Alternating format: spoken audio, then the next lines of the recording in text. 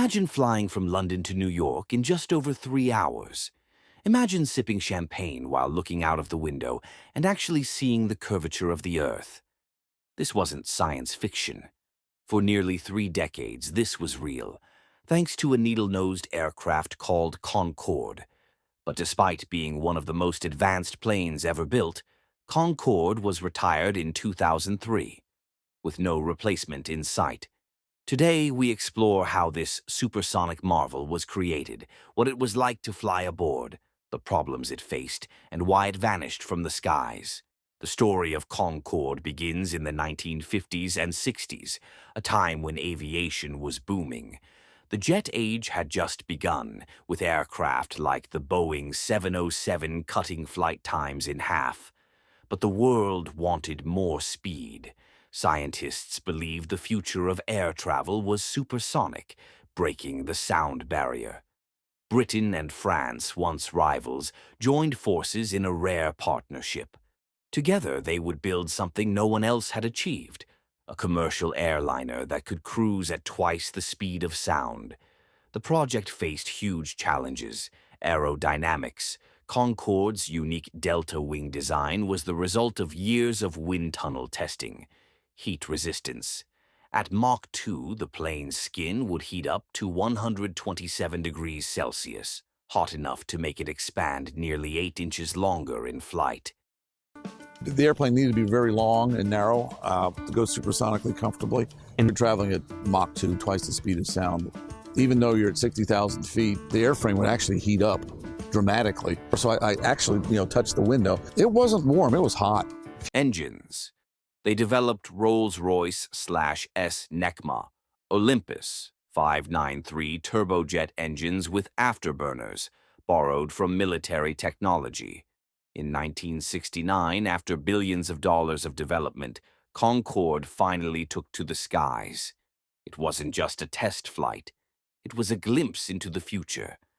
On January 21st, 1976, the dream became reality. Concorde's first commercial flights took off from London and Paris, bound for Bahrain and Rio de Janeiro. The aircraft was a media sensation. Passengers dressed in their finest suits and gowns. Celebrities, royals, and business leaders all wanted a seat.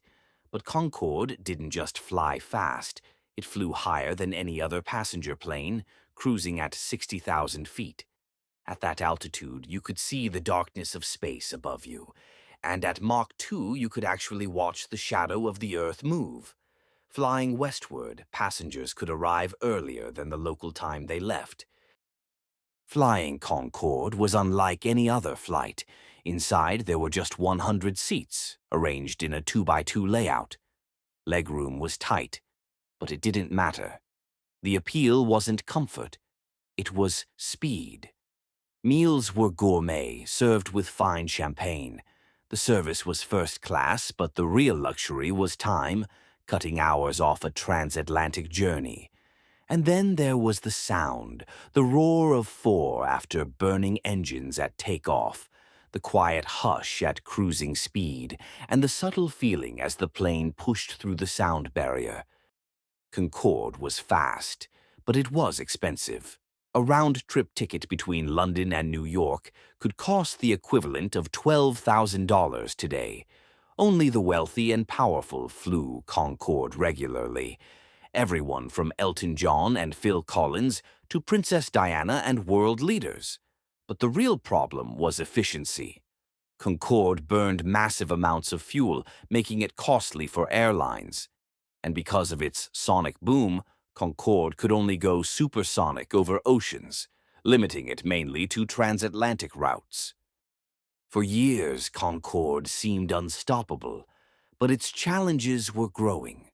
The oil crisis of the 1970s made fuel expensive, and Concorde was one of the most fuel-hungry planes ever built. Then came the tragedy that changed everything. On July 25, 2000, Air France Flight 4590 struck a piece of metal on the runway at Paris-Charles de Gaulle. The debris punctured a fuel tank, causing a fire. Moments later, the Concorde crashed, killing all 109 on board and 4 on the ground. This was Concorde's only fatal accident, but it shook public confidence and forced a worldwide grounding. Although Concorde returned to service after safety upgrades, it was clear its days were numbered. Passenger numbers dropped after 9/11. Airlines were losing money operating it. Maintenance costs were skyrocketing. In 2003, both British Airways and Air France announced Concorde's retirement. On its final flights, thousands gathered along airport fences to watch the majestic delta-winged jet land one last time. For aviation fans, it was like watching the end of an era. Even today, Concorde is remembered not just as a plane, but as a symbol of ambition and innovation. It showed the world that supersonic passenger flight was possible, and it inspired future projects, from NASA's X-59 to Boom Supersonic's Overture, which promise quieter, more efficient flights beyond the sound barrier. Perhaps one day we will once again board an aircraft that can cross the Atlantic in 3 hours, and Concorde will have paved the way. Concorde may no longer fly, but its legacy still soars. It was bold, beautiful, and ahead of its time, proof that human ingenuity can conquer the skies. Would you have taken a flight on Concorde if you had the chance? Share your thoughts below.